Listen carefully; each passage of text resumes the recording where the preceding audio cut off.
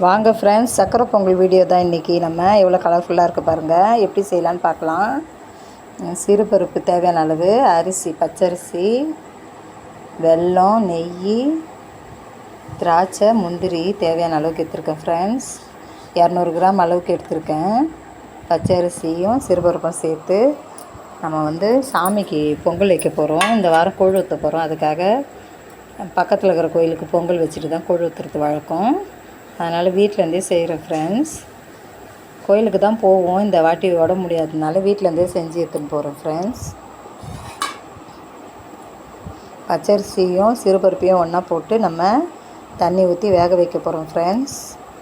ரெண்டுத்தையும் போட்டுட்டு நம்ம தேவையான அளவுக்கு தண்ணி வச்சு வேக வைக்கிறோம். வேகட்டும்.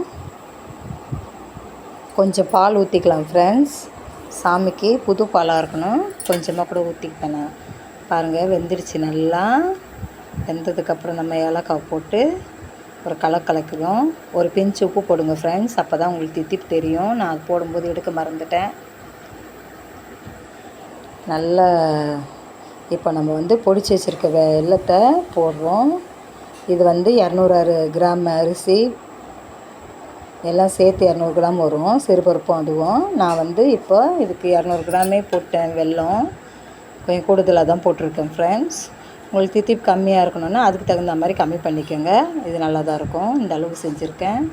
பக்கத்து இது அடுப்பில் நெய் ஊற்றி காய் கரண்டியில் திராட்சையும் முந்திரியும் போட்டு சவுக்க வந்த உடனே இறக்கி வச்சுக்கணும் ஃப்ரெண்ட்ஸ்.